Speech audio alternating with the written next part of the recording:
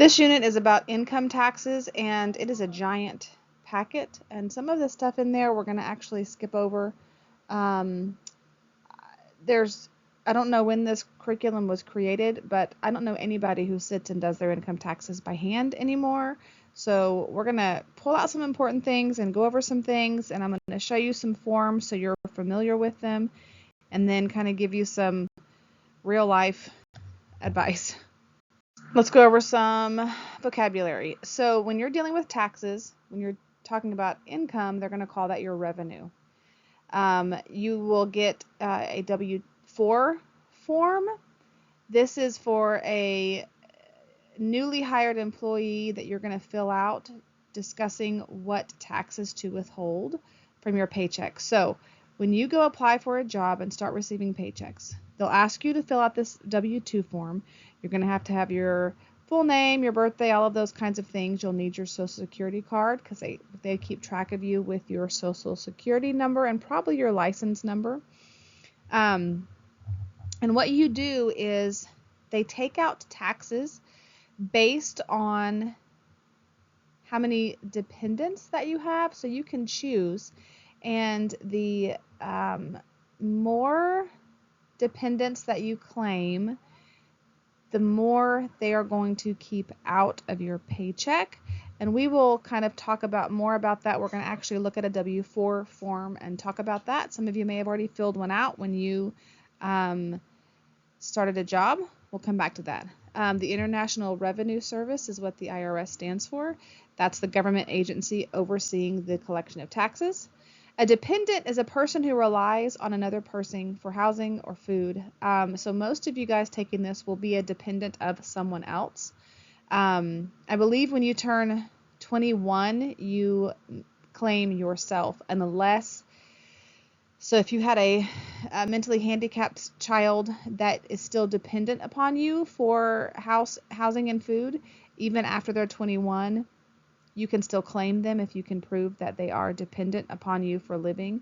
I believe by the time you're 21, unless there's some sort of form that you fill out, that you become you're not dependent. So we lost Ryan on our taxes this year as a dependent because of his age and because he's working now and made enough money to claim his own. So if you are old enough and make enough money, you can claim yourself and get your own tax form filled out and pay your own taxes or get a tax return. If you claim yourself, then your parents cannot claim you as a dependent. You can't be claimed as a person on taxes twice.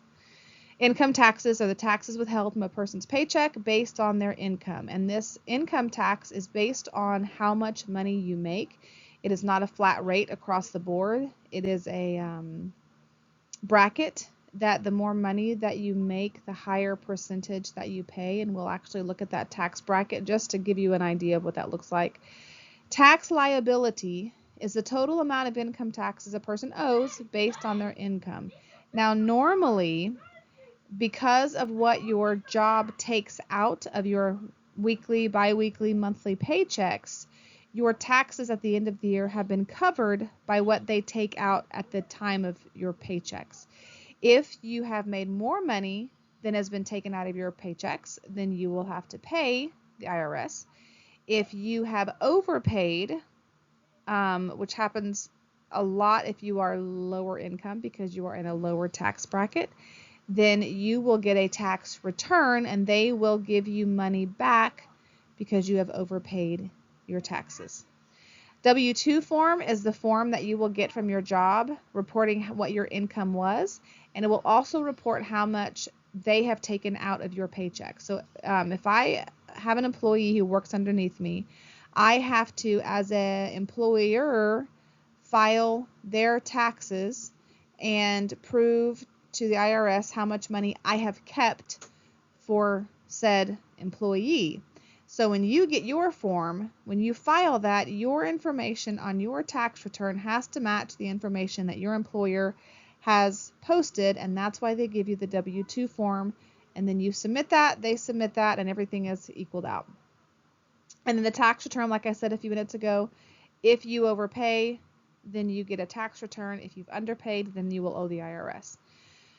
Tax refund is what you get back if you've overpaid, and then a standard deduction. So every person gets a standard deduction, and it's sort of this amount of money that you are allowed to make per year that is tax-free.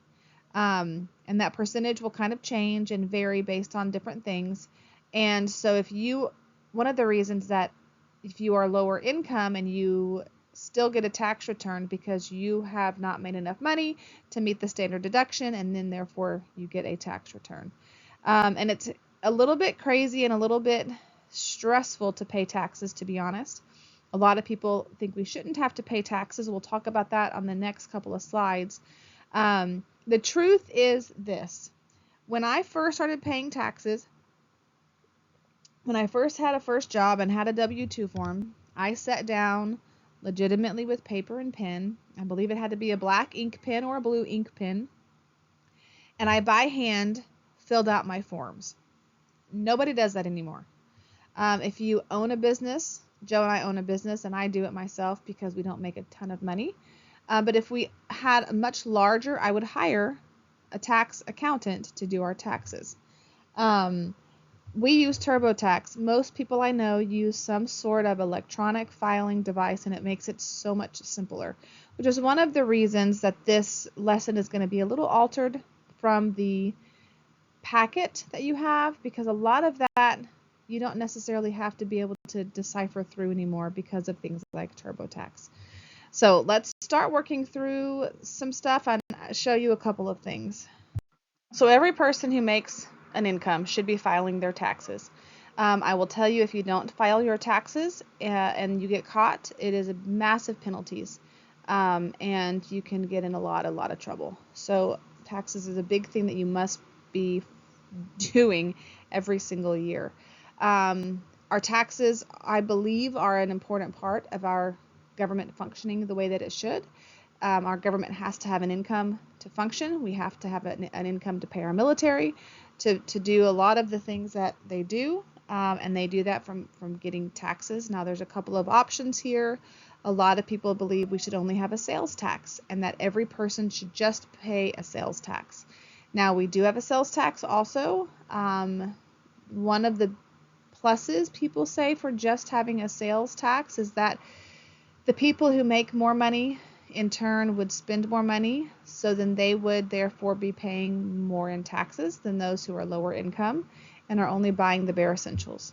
It would also mean that a lot of people who don't claim income because they're getting paid under the table with cash, or they're just working illegally. If you're a drug dealer, you're certainly not going to file your taxes and state that you're a drug dealer. But if you're making that money illegally, you're going to be spending the money that you're making, and therefore a sales tax would require you to pay taxes. Another mindset is that there should just be a single percentage, that everybody across the board pay 15%, period, regardless of how much money you make. But right now we function on tax brackets, and this slide shows you the percentages. And if you're in my U.S. history class, U.S. history 1, we do a project, and you guys have seen this firsthand. And the more money that you make, the higher percentage that you are required to pay. And so there are many who think this is fair, because if you have more money, then it's your job to pay more in your taxes.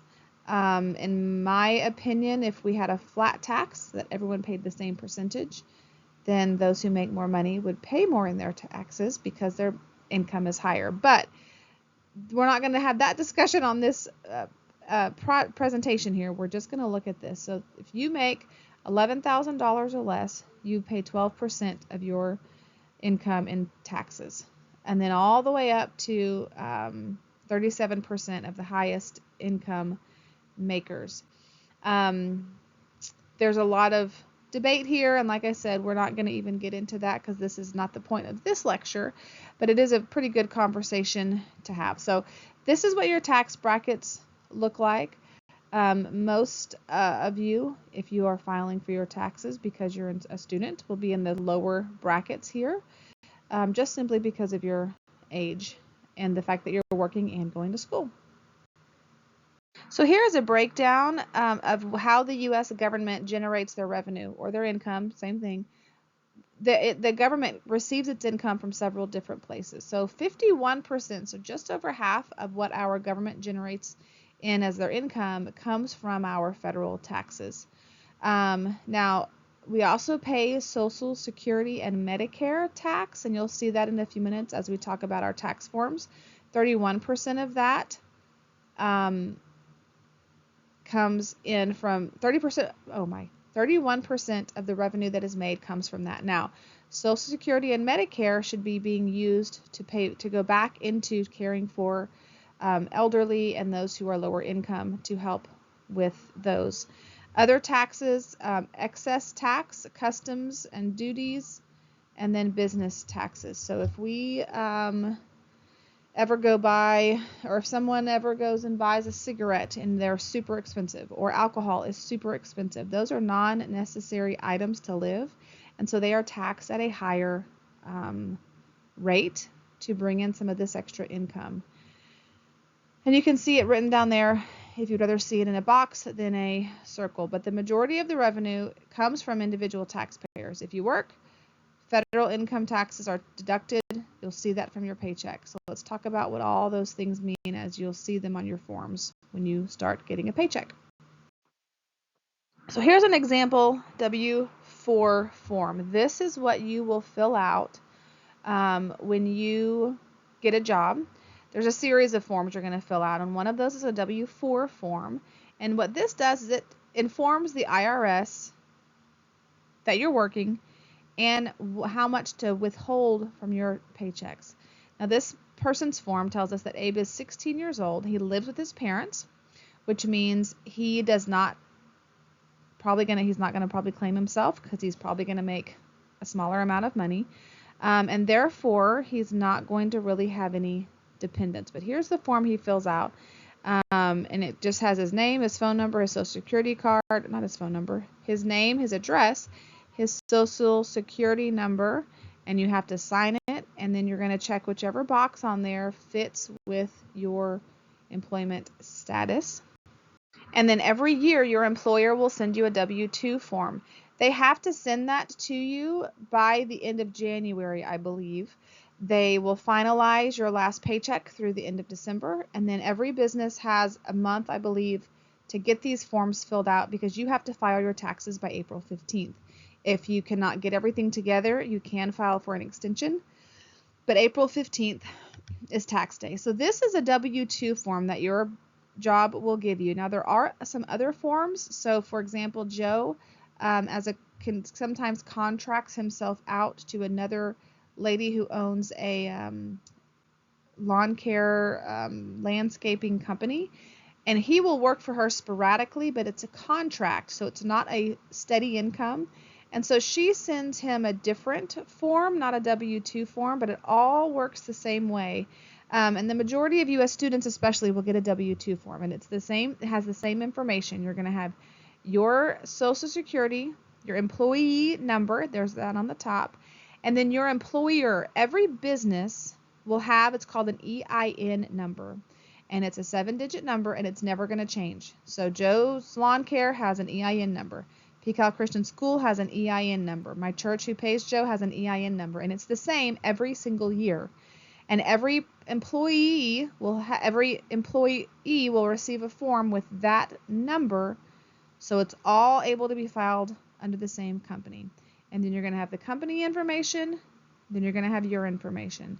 And then you have these boxes over here on the side, and they're numbered 1, 2, 3, 4, 5, 6.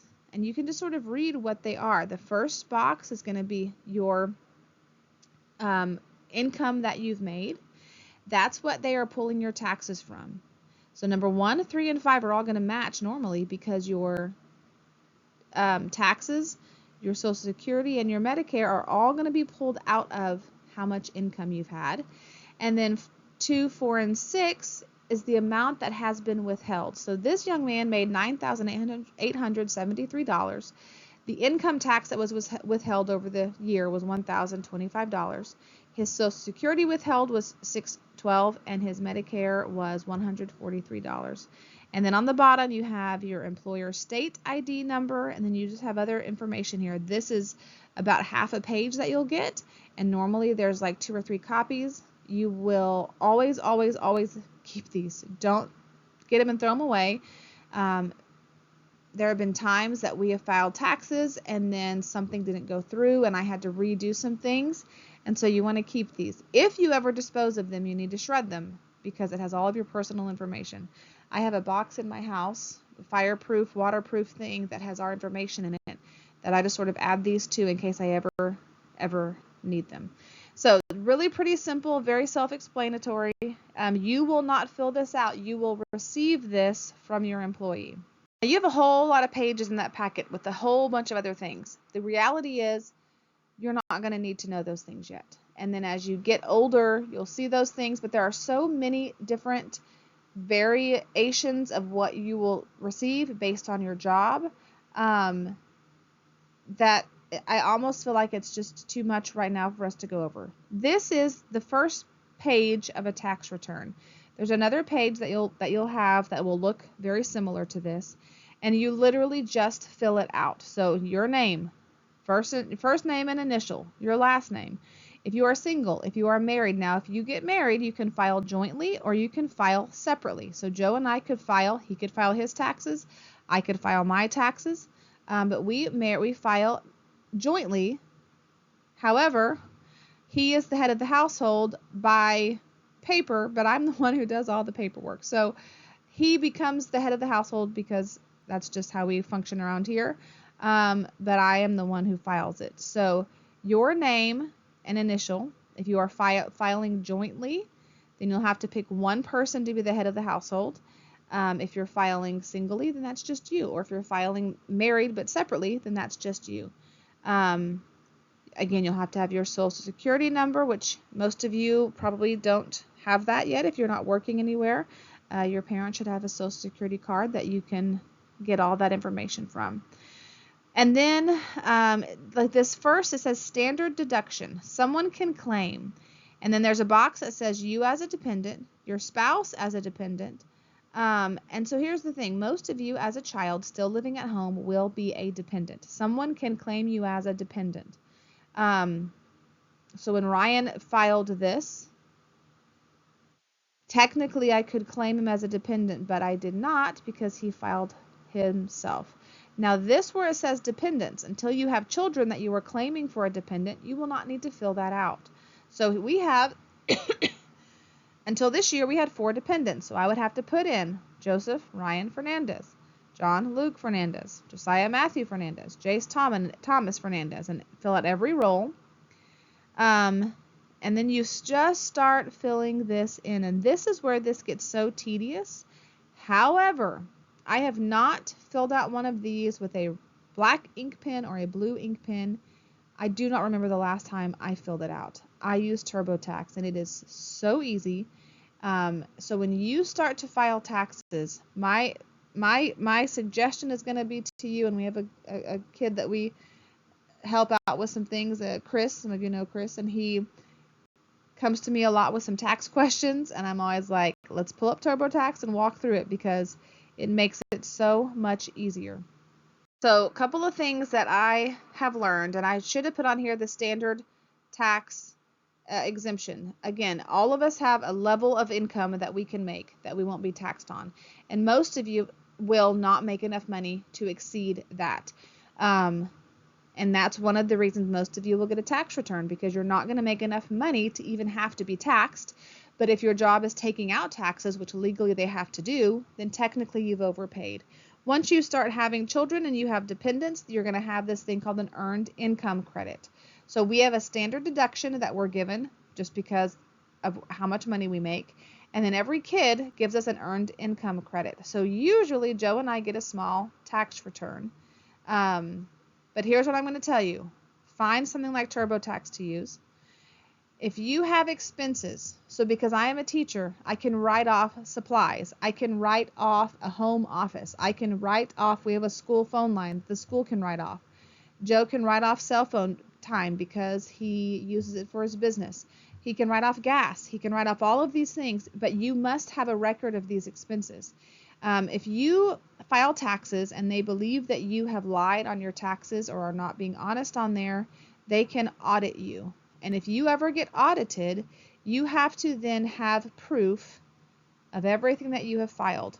So you claim that you made $12 at a job instead of $12 million, you're going to be in big trouble, and especially if you don't have those records to back it up. So if you get to the place that you're going to write off gas, you're going to write off textbooks for school, you're going to write off these things, you need to keep a receipt.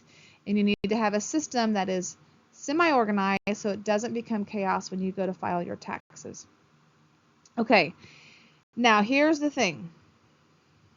Your packet has a ton of tedious stuff for you to try to decipher through that is not applicable to you, and it's just chaos, and it's not going to be helpful. So here's what we're going to do. Let's talk real quick about the tax rates that you are going to need to see. So I'm going to give you two things on this video that you can pause and fill out and answer, and then you can do that on notebook paper and bring that in. If you have already done the packet, completed it, just bring that to me. Okay, I don't want you to redo anything if you've already figured out all of that chaos.